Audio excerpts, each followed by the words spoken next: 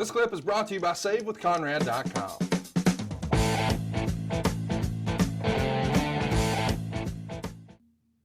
In July of 75, the Washington Redskins, yes, the NFL team, held a press conference to announce they were interested in Andre the Giant, which is hilarious because the average NFL salary in that era is only like 50 grand.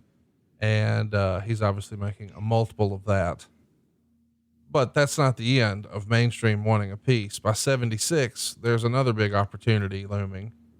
People want to talk about Muhammad Ali and Antonio Inoki on closed circuit, and Andre's on the same card preceding the main event. And Ali allegedly at one of these press conferences asked, "Do you think you can beat me up?" Or Ali asked Andre that, and Andre said something like, "I could beat you up and throw you out of the building," which is pretty remarkable.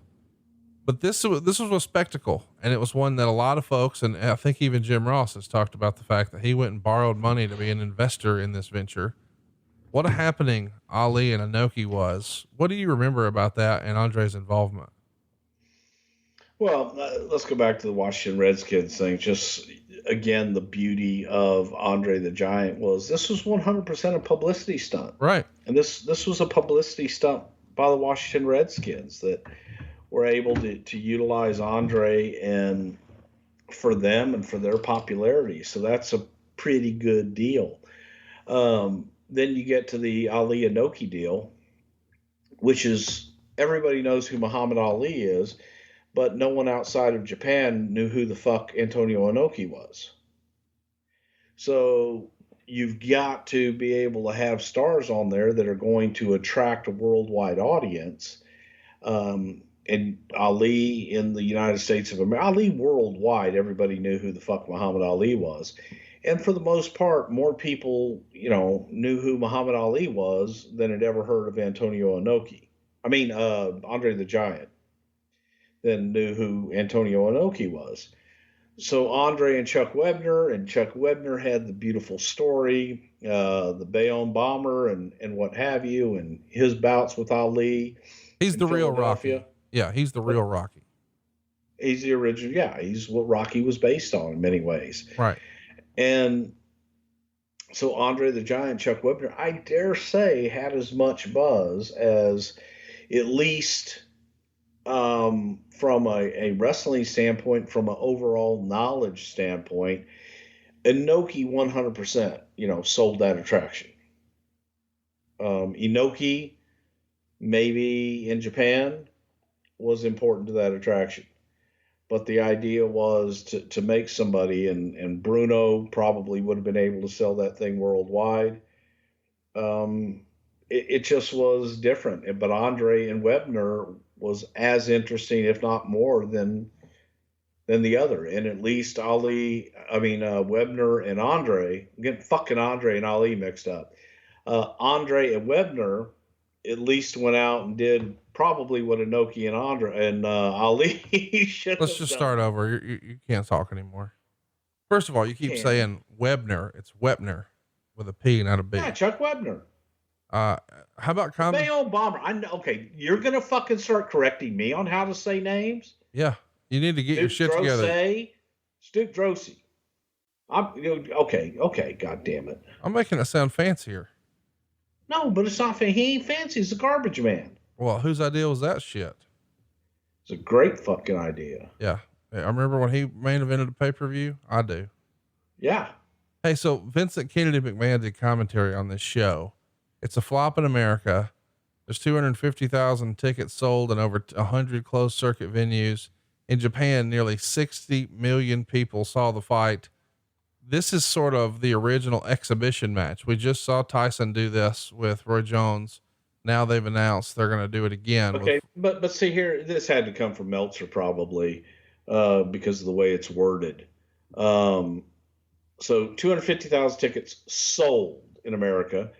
Almost 60 million saw the fight in Japan because it wasn't sold other than the live venue in Japan. And so, Jesus Christ. Wait, why are you upset? I'm trying to show how big this was. 60 million people seeing it is a lot of people. Yeah, I don't believe that number.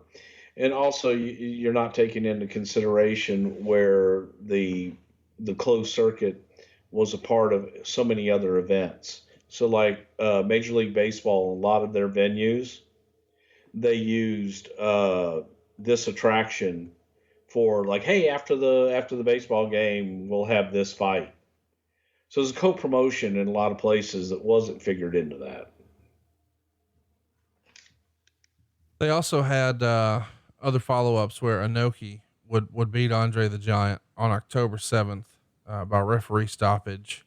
Adam wants to know, does Bruce think that the WWE made a mistake only putting the belt on Andre for him to give it straight to the $1 Million Man? I guess the context of what he's saying here, Bruce, is, do you think in hindsight, it might've been nice to let Andre be the champ?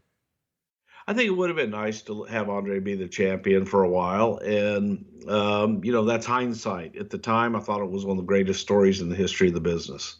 Shannon says, who had the idea for Andre to be afraid of snakes? And did he have any issues when it came to dealing with Damien? No, not at all. I want to say that was probably either Vince or Pat at the time that came up with it, because you look at everything that you have with Andre and what can be something that could be that Achilles heel for Andre. And if he's afraid of something and we could use that, then that could work for Andre. Matthew says, aside from guys who snuck off to Hollywood, do you think it's possible to ever have another wrestler be a once in a while attraction like Andre was? Yeah, I think there've been several. I mean, I think Undertaker fits that bill. And, yeah, there have been, and I think will continue to be. Two Hats wants to know, why did Andre wear face paint for a short time back in the day? Whose decision was that? And was Andre happy about it? He wore face paint. Was that for the Warriors when he teamed with the Ultimate Warrior or Demolition or something like that? Yeah, it was one of those where he was just another member. Yeah. He just did it to be Andre. I wear face paint too. I don't like. Talk to me about the Iron Sheik. Allegedly he had an incident with him in '83 over in Japan. Did you ever hear about this, where they were drinking in a bar and Andre just starts fucking with Sheik and rips his pants? And I guess, Iron Sheik flipped out and threatened to cut him with a razor. It's a pretty weird scene. Did you hear about this one? No, didn't hear about that one, but I could definitely see it happening. And I could see Andre laughing and telling Sheik he would do something with the razor if if he wanted to try. I guess we should also mention that happened in '83, the same time that famous Kamala pistol story happened. Also '83 is when things come to a head. Lots of stories. This is from J.R. Spires. Lots of stories about people being stiff in the ring, or Andre being stiff in the ring with people like Stud and Savage. Was there anyone ever brave enough to disrespect the boss? If so, what was the outcome? I know you've told the Undertaker, but the Ultimate Warrior story, where he just, put his fist out and all of a sudden he slowed down a little bit. Any other stories like that with Andre? It's funny. John Laurinaitis was telling a story the other day about the first time that he worked with Andre in Japan was in a tag team match with Andre and Giant Baba against Johnny Ace and Stan Hansen. And Hansen told Johnny, he goes, as soon as you get in there, and he says, you're going to start with Baba. And he says, start with Baba. He goes, tie up with Baba. He goes, and then when he goes, push Baba off and turn around, because Andre will be in the corner, and chop the shit out of Andre.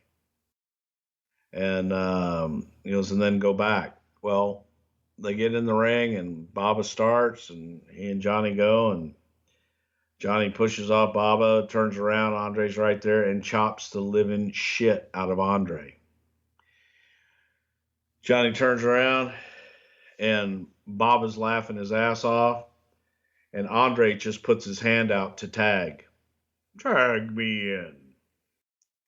And Johnny runs over to the other side to fucking Hansen to tag Hansen in. And Hansen's on the floor laughing his ass off. Just saying, he's all yours, kid. And Andre took Johnny to Don't Chop the Giant school.